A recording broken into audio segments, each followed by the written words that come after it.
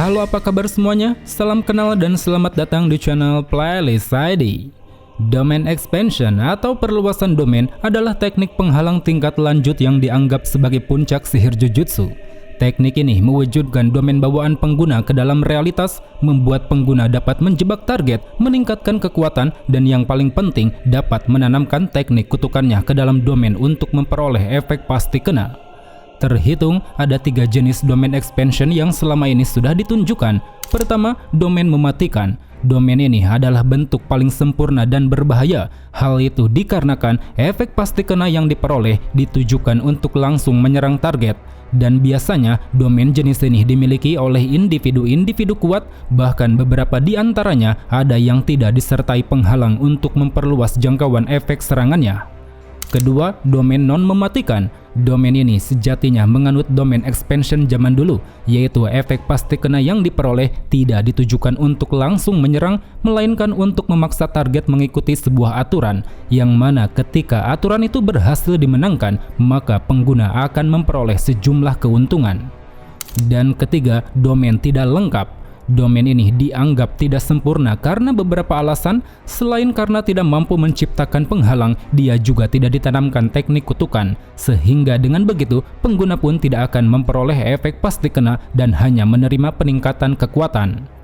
Melihat ketiga jenis tersebut, bisa kita simpulkan bahwa domain expansion ibarat wadah yang menampung teknik kutukan, yang mana fungsinya adalah untuk meningkatkan penggunaan teknik dan menghasilkan efek pasti kena.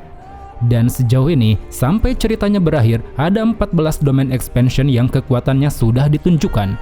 Untuk itu, di sini kita pun hanya akan menjelaskan mekanisme kekuatannya saja, sedangkan untuk kelemahannya mungkin akan kita bahas di video lain karena memang celah dari setiap domain berbeda-beda.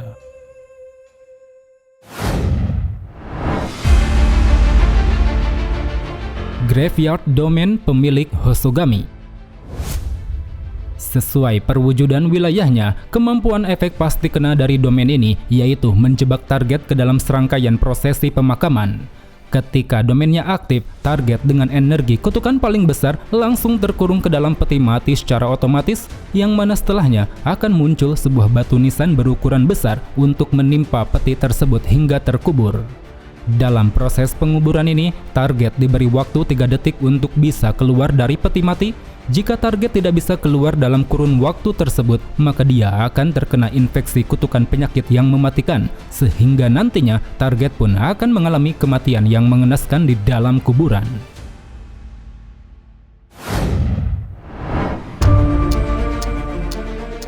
Horizon of the Captivating Skandha, pemilik Dagon. Memperluas teknik airnya, domain ini membuat Dagon dapat memanifestasikan sebuah pulau yang memiliki hutan rimbun dan pantai yang indah. Dengan keindahannya itu, domain ini sering dijadikan sebagai tempat berkumpul bagi kelompok Kenjaku, dan sesekali dalam wujud rahim terkutuk, Dagon akan berenang sendirian di saat semua rekan berjemur atau berdiskusi.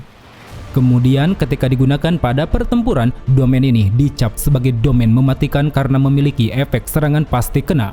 Efek tersebut diterapkan pada pemanggilan Shikigami makhluk laut, di mana mereka yang dibekali ukuran besar dan taring-taring tajam akan muncul secara instan di dekat target untuk langsung menyerang.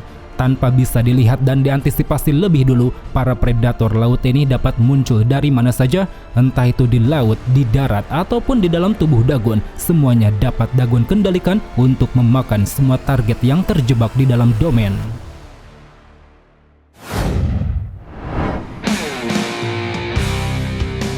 Chimera Shadow Garden, pemilik Megumi Fushiguro. Sebagai satu-satunya domain yang belum sempurna, dalam aktivasinya Megumi membutuhkan sebuah ruangan tertutup. Melalui ruangan tertutup ini, Megumi yang belum menguasai teknik penghalang bisa menciptakan penghalang buatan, yang mana hal itu dilakukan dengan membanjiri seluruh ruangan menggunakan gumpalan bayangan. Dikarenakan itulah, domain ini pun tidak memiliki efek pasti kena, sebab sedari awal Megumi tidak menanamkan teknik kutukan Ten Shadow ke dalam wadah penghalang. Namun meski begitu, disinilah letak keunggulan Chimera Shadow Garden. Alih-alih mengandalkan serangan absolut, domain ini justru memaksimalkan kebebasan Megumi untuk memanipulasi bayangan. Dia bisa memunculkan banyak Shikigami secara bersamaan, mengakses bayangan sebagai jalur pergerakan instan, menyimpan berbagai objek untuk serangan dadakan, serta menciptakan kloningan bayangan untuk mengecoh dan menekan lawan dari berbagai arah. Selain itu, dikarenakan domainnya tidak memiliki efek pasti kena, Megumi tentu tidak perlu khawatir pada lawan yang menggunakan teknik anti-domain, karena pada dasarnya teknik anti-domain seperti Hollow Wicker Basket berfungsi untuk menghindari efek pasti kena. Jadinya Megumi yang mengerahkan teknik kutukan secara langsung pun dapat mengabaikannya untuk mendaratkan serangan pada tubuh lawan. Terlebih berkat itu pula, domain ini mampu menetralkan efek pasti kena domain orang lain, seperti yang terjadi ketika Megumi menerobos domain Dagon untuk menetralkan efek pasti kena Shikigami makhluk laut.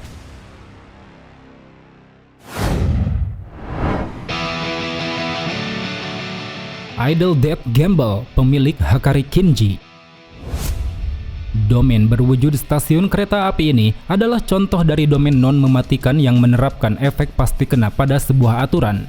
Aturan tersebut memaksa target untuk memahami sistem permainan judi pachinko, yang mana pada permainannya ketika Hakari berhasil meraih jackpot, maka dia akan memperoleh energi kutukan tak terbatas selama 4 menit 11 detik. Dalam batas durasi itulah, Hakari tentu sangat sulit untuk ditumbangkan karena dengan besarnya luapan energi yang terus mengalir, dia bisa menyembuhkan berbagai luka secara otomatis. Bahkan tak hanya itu, di sini dia juga bisa mengaktifkan domain expansion lagi untuk kembali meraih jackpot. Terlepas dari semua keuntungan yang didapat, meraih jackpot sebenarnya sangat sulit. Saking sulitnya, peluang Hakari untuk meraih 3 angka yang sama yaitu 1/239. Namun peluangnya yang kecil itu bisa Hakari atasi melalui mekanisme permainan, yang mana mekanisme permainannya berlandas pada cerita Pure Love Trend sebagai perwujudan dari teknik kutukan Hakari. Pada tahap awal alias mode normal, Hakari akan diberi 3 pilihan media indikator putaran. Pertama yaitu bola yang menghasilkan warna hijau, merah, dan emas, dapat digunakan untuk menyerang karena efeknya bisa dilemparkan ke arah lawan. Kedua yaitu pintu yang menghasilkan warna hijau, merah, dan emas, dapat digunakan untuk menyerang karena efeknya bisa menghimpit tubuh lawan. Dan ketiga yaitu putaran semu yang menghasilkan kelipatan 1, 2, dan 3, dapat digunakan untuk bertahan karena efeknya bisa mereset kondisi keadaan semula. Setiap warna atau angka yang muncul memiliki probabilitas sesuai urutan. Warna hijau dan kelipatan 1 menunjukkan probabilitas rendah, warna merah dan kelipatan 2 menunjukkan probabilitas sedang, sementara warna emas dan kelipatan 3 menunjukkan probabilitas tinggi. Selain itu, ada juga warna pelangi atau kelipatan 4 yang memiliki probabilitas paling tinggi, dan jika Hakari berhasil mendapatkannya, maka dia dijamin akan langsung meraih jackpot. Tapi jika tidak, maka Hakari akan lanjut ke tahap mode Reach, yaitu suatu kondisi di mana dia sudah mendapatkan 2 angka yang sama.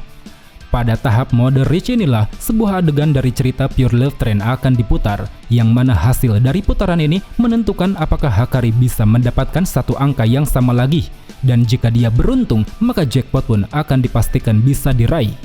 Setelah jackpot berhasil diraih, Hakari tentu memperoleh energi kutukan tak terbatas selama 4 menit 11 detik sesuai dengan durasi lagu dari cerita Pure Love Trend yang diputar selama ronde permainan. Kemudian dalam mode jackpotnya, ketika Hakari mengaktifkan domain expansion lagi, akan ada bonus berupa 2 mode pilihan permainan. Pertama yaitu mode pengurangan waktu. Pada mode ini, putaran akan berjalan lebih cepat tapi memiliki probabilitas yang sangat rendah. Dan kedua yaitu mode perubahan kemungkinan. Pada mode ini, putaran akan berjalan lebih lama tapi memiliki probabilitas yang sangat tinggi. 2 pilihan tersebut tidak bisa Hakari putuskan sendiri, melainkan itu berdasar pada angka jackpot yang sebelumnya diraih. Jika sebelumnya Hakari meraih jackpot angka genap, maka setelahnya dia harus memasuki mode pengurangan waktu. Tapi jika sebelumnya Hakari meraih jackpot angka ganjil, maka setelahnya dia harus memasuki mode perubahan kemungkinan. Dengan segala mekanisme permainan itulah, bisa kita simpulkan bahwa kemampuan domain Hakari adalah sistem loop judi probabilitas, yaitu buka domain, taruhan, jackpot, mode abadi, dan ulangi. Yang membuatnya berbahaya bukan sekedar kekuatan, tetapi fakta bahwa selama keberuntungan berpihak, Hakari praktis tidak bisa dihentikan.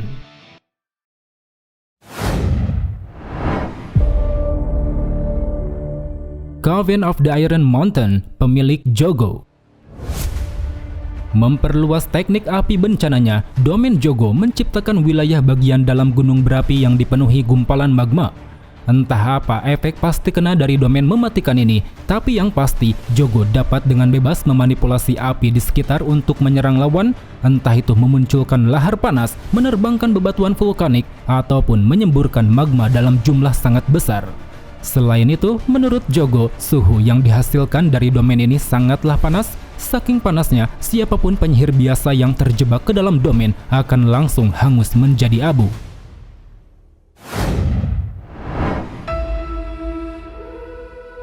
Threefold Affliction, pemilik Yorozu. Pada saat diaktifkan, domain ini akan menghasilkan ruang kosong yang disertai adanya beberapa struktur organik. Di dalam ruang kosong ini, Yorozu dapat menerapkan efek serangan pasti kena pada senjata True Spear, yaitu sebuah senjata terkuat berupa bulatan sempurna yang tercipta dari teknik kutukan konstruksi, yang mana kekuatan dari senjata ini yaitu mampu memberi tekanan tak terbatas pada apapun yang disentuhnya.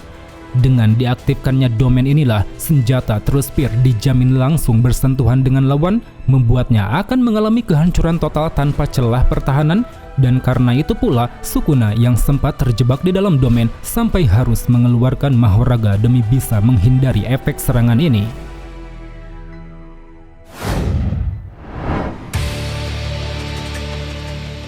Deadly Sentencing, pemilik Higuruma Hiromi. Walau Higuruma adalah penyihir modern, bahkan baru menjadi penyihir selama 2 bulan, tapi ternyata domainnya ini termasuk ke dalam domain zaman dulu. Maka dari itu, efek pasti kena yang dimiliki domainnya diterapkan pada sebuah aturan, yang mana aturan tersebut memaksa lawan untuk ikut menjalani mekanisme ruang persidangan. Di dalam ruang persidangan, Higuruma akan berperan sebagai jaksa, lawan berperan sebagai terdakwa, dan Shikigami bawaan domain akan berperan sebagai hakim. Tak ada satupun bentuk kekerasan yang diperbolehkan selama persidangan berjalan, dan jika ada yang memberontak, maka dia akan langsung dikembalikan ke podium asalnya. Tujuan daripada persidangan ini adalah untuk menuntut kesalahan terdakwa selama hidup, baik itu membunuh, mencuri, ataupun melanggar hukum. Salah satunya akan diusut tergantung sang hakim mau mengangkat kasus yang mana. Kemudian setelah sang hakim menentukan kasusnya, terdakwa akan diberi kesempatan untuk melakukan pembelaan. Pembelaan ini harus bisa menyangkal bukti yang berada di tangan jaksa, dan jika tidak bisa disangkal, maka sang hakim akan langsung menyatakan bersalah dan menjatuhkan hukuman pada terdakwa. Ada 2 jenis hukuman yang akan diberikan sang hakim tergantung seberapa besar kesalahannya. Pertama, jika kesalahan kecil, terdakwa akan dijatuhi hukuman penyitaan. Hukuman ini menyita salah satu kekuatan yang dimiliki terdakwa, bisa berupa senjata terkutuk, energi kutukan, atau teknik kutukan. Kedua, jika kesalahan besar, terdakwa akan dijatuhi hukuman mati. Hukuman ini bukan berarti membunuh terdakwa secara langsung, tetapi efeknya membuat palu Higuruma berubah menjadi pedang Algojo, yang mana pedang Algojo ini dapat membunuh target apapun secara mutlak dalam 1 kali serang. Walau mekanisme domainnya ditentukan oleh keputusan Shikigami, tapi setidaknya di sini Higuruma memperoleh keuntungan berkat adanya 2 hukuman, entah itu hukuman penyitaan yang membuat lawan tak bisa mengerahkan kekuatan penuh, maupun hukuman mati yang membuat lawan tak bisa menghindari kematian dari efek tebasan pedang Algojo.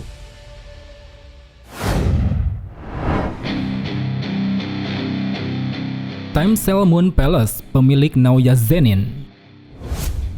Domain ini pertama kali ditunjukkan pada saat Naoya berubah menjadi roh terkutuk, yang mana dalam aktivasinya akan tercipta sebuah ruangan gelap yang memiliki area pijakan menyerupai bentuk rahim. Efek pasti kena dari domain ini diterapkan pada penggunaan teknik proyeksi Naoya, yaitu membuat lawan yang terjebak di dalam domain secara instan harus mengikuti aturan 24 fps dengan ditandai sentuhan raw film. Aturan 24 fps yang harus diikuti tidak hanya menargetkan gerakan tubuh, melainkan semua gerakan sel yang ada dalam tubuhnya. Dan hal itu pun tentu sangat sulit untuk dilakukan karena tak ada satupun makhluk yang mampu mengontrol, memprediksi, bahkan menyelaraskan seluruh aktivitas sel tubuh dalam 1 detik.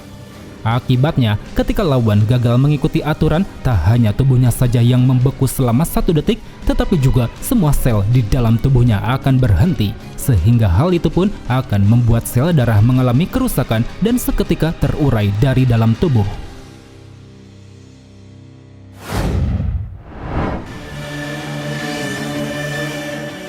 Self-embodiment of perfection, pemilik Mahito. Singkatnya, domain ini adalah cara Mahito untuk memaksimalkan teknik Mui Tenpen, yaitu teknik kutukan bawaan yang membuatnya bisa memanipulasi bentuk jiwa, merubah bentuk tubuh, dan merusak jiwa target dengan cara disentuh. Melalui pengaktifan domain inilah, Mahito memperoleh efek serangan pasti kena dari teknik Mui Tenpen. Efeknya diawali dengan menjerat target ke dalam domain yang dipenuhi tangan, yang mana di dalamnya Mahito dapat memanipulasi jiwa target tanpa harus disentuh, membuatnya mampu mengubah bentuk target secara langsung, sampai pada akhirnya tubuh target pun terdistorsi, bermutasi, hingga hancur di dalam domain. Selain itu, berkat pemahamannya tentang esensi energi kutukan, Mahito juga bisa mengaktifkan domain ini dalam waktu singkat 0,2 detik. Hal itu bertujuan untuk 2 alasan. Pertama, agar teknik Mui Tenpen tidak menyebar ke seluruh jiwa target, sehingga dengan begitu Mahito dapat mengincar bagian terpenting pada tubuh target tanpa harus membunuhnya. Dan kedua, agar terhindar dari gangguan jiwa yang bersemayam di dalam tubuh target. Contohnya ketika Mahito ingin menghindari jiwa Sukuna yang saat itu berada di dalam tubuh Yuji.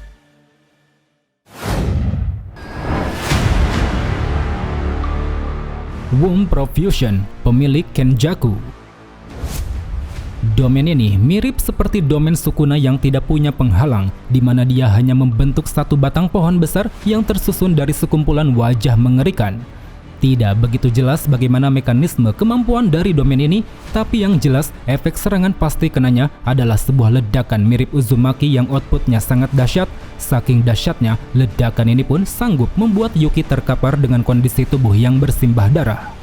Terlepas banyaknya hal yang tidak diungkap, sebagai domain tanpa penghalang, domain Kenjaku tentu dinilai sangat kuat. Terbukti dalam pertarungannya, 2 penyihir tingkat tinggi tidak mampu merobohkan domain ini. Entah itu Master Tengen, dia yang ahli dalam teknik penghalang, tidak mampu menghancurkannya dengan cepat, maupun Yuki Tsukumo, dia yang seorang penyihir tingkat spesial, tidak mampu mempertahankan simple domainnya.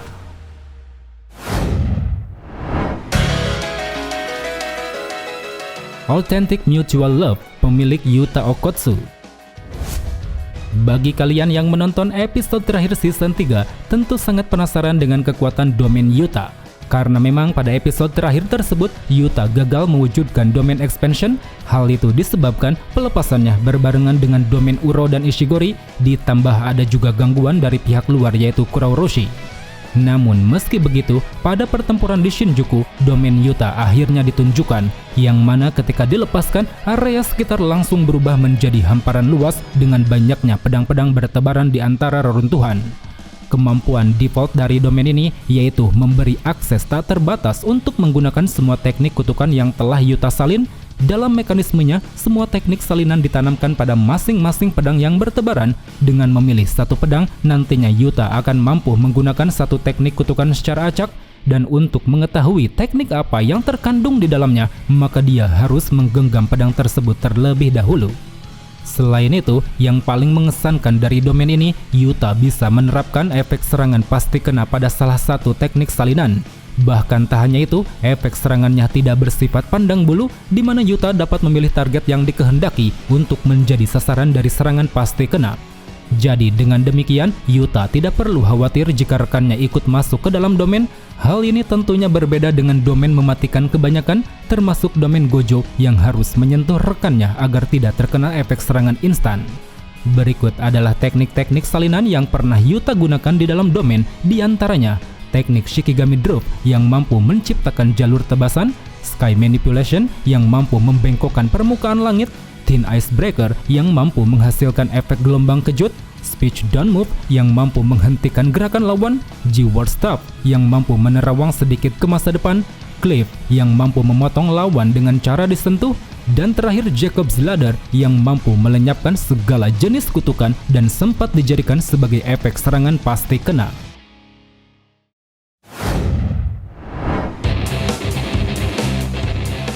Hometown Domain pemilik Yuji Itadori.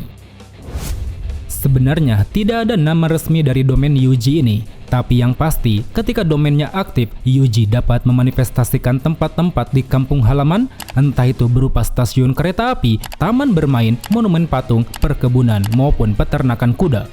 Sampai ceritanya berakhir, sayangnya kemampuan domain Yuji tidak begitu dijelaskan. Namun jika menilik dari mekanismenya, domain ini sepertinya memiliki efek pasti kena yang langsung menargetkan jiwa.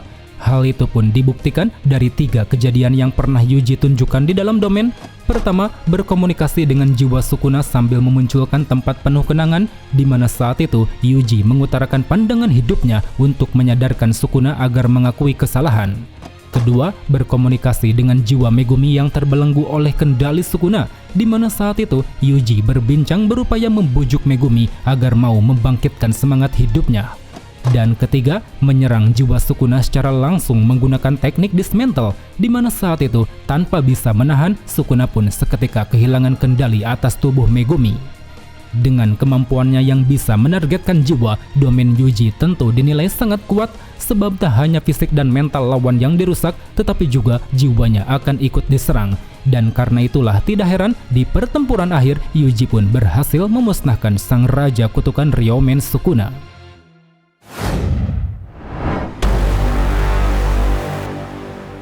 Unlimited Void pemilik Gojo Satoru. Sebagai penyihir terkuat di era modern, domain yang dimiliki Gojo tentu berada di atas level penyihir kebanyakan.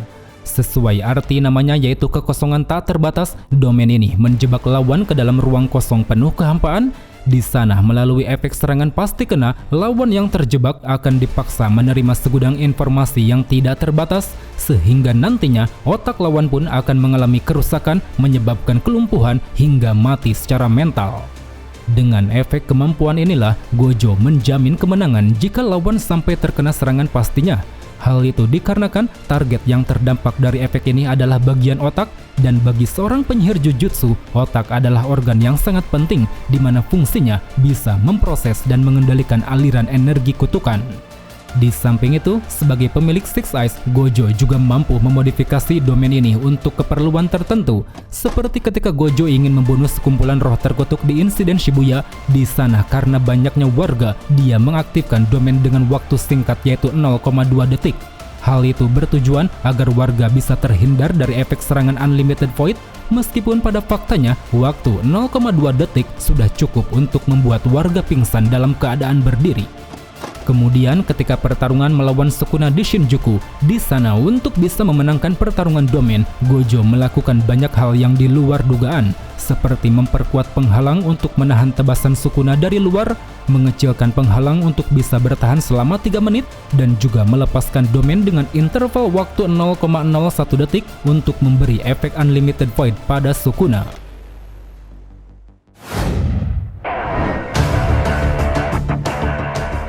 Malevolent Shrine pemilik Ryomen Sukuna.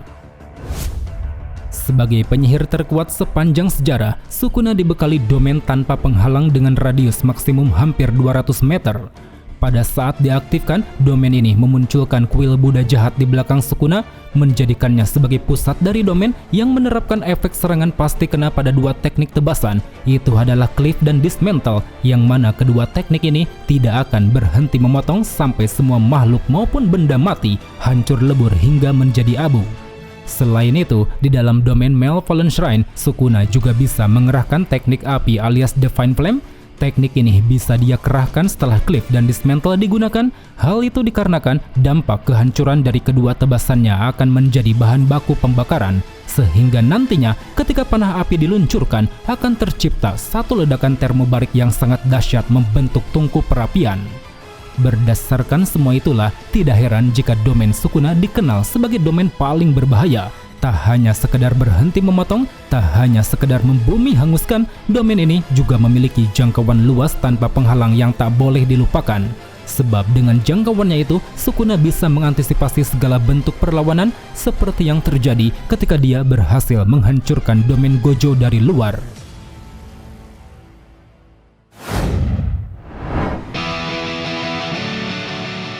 Well, teman-teman, itulah tadi pembahasan mengenai kekuatan 14 domain expansion. Di antara semua itu, domain manakah yang paling kuat menurut kalian?